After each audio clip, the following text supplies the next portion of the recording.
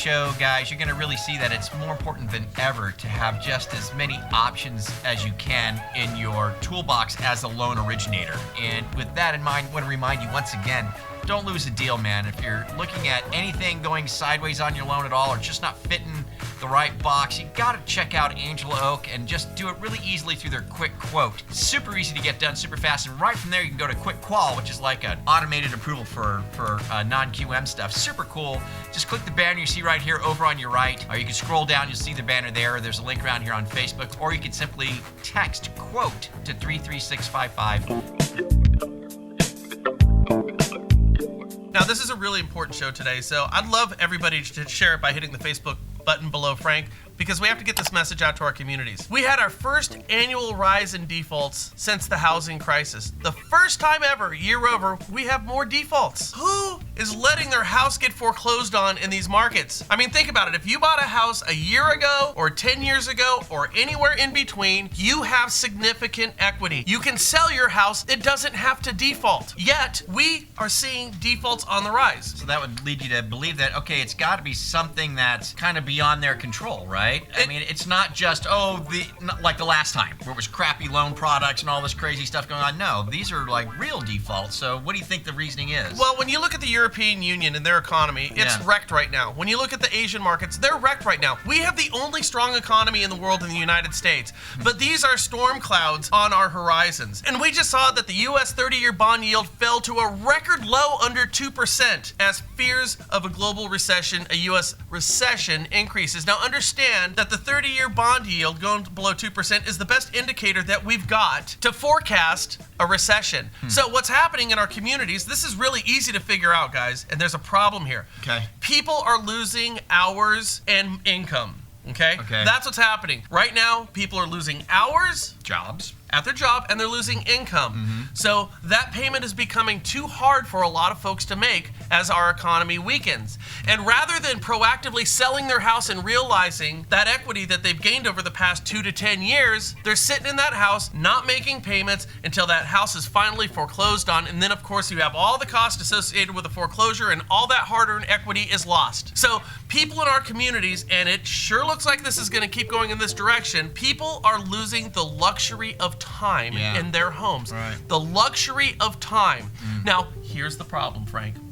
These iBuying platforms work when people don't have the luxury of time. You're right. Are we creating the perfect storm with an increase in foreclosures that we're finally seeing from a weakening economy, the perfect storm for these iBuying companies to go in and buy houses that would otherwise foreclose? I think so, but my question for you is, I just wonder what your thoughts are on why are they waiting? Why? Let's say I lost my job. Let's say my hours are being cut. That type of a thing, right? Why am I going the 3 months or more not making my house payment? Is there some sort of maybe I'll just hang on and see if something changes kind of an attitude? It's human nature. Why do we wait to cram for midterms? Why do we not go to the dentist?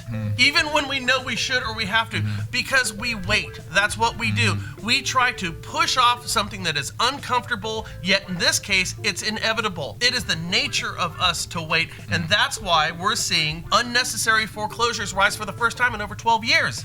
Again, when these folks, and it's going to increase, lose the luxury of time, then you have the Zillows, you have the Open Doors and the OfferPads who can go in there and buy these homes because the luxury of time is lost. Oh my God, I'm getting foreclosed on in 2 weeks. I can't possibly afford to sell my house right now, and I'm going to lose $100,000 in equity on this thing. And you have Open Door who walks in and says, I'll close that thing in 3 days, but you're going to give me $75,000 of that $100,000 in equity, and it's a better option.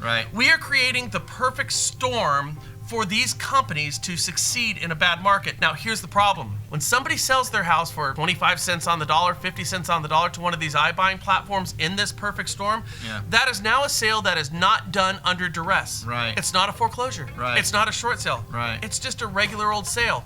So that comp is going to set new market value in our communities, and it is going to be a home that is sold under duress, just like a foreclosure.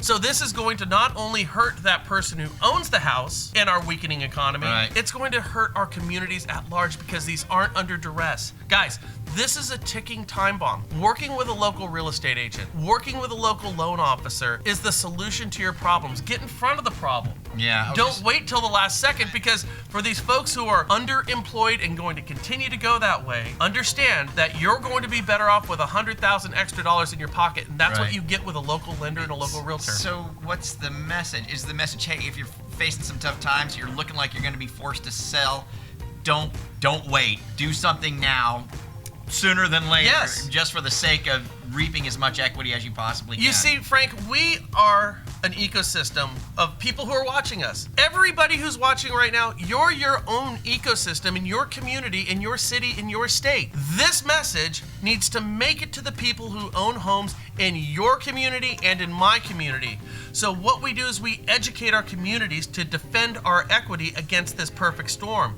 Sharing this message, getting educated about this message as a professional real estate agent and a professional loan officer is the only way to stave off an inevitable crisis which is on the horizon, and we now have the evidence and the data to prove it. So there's people like this in your neighborhood, no matter where you are. So The numbers bear it out. So the thing to do is start the conversation. The easiest way to do that, again, Brian said, just there's a little blue Facebook button right down here. Just click that, share it, say, what are your thoughts on this, and hit go on your timeline, just to see what might get drummed up from that, because you never know. You may actually be able to help somebody out who, unfortunately may be going down the path of losing a home, right? But It's happening. The numbers bear it out. You may be able to be there to help them at least save as much money as possible through that process, then maybe get them set up for a future Right. home purchase down the To road. weather the storm Yeah. with money in your pocket. We Yeah. know it's happening. It's not if. Yeah. All right. Well, you guys share this. Leave us your comments down below. Have a great day. We'll catch you later here at the National Real Estate Post. Bye.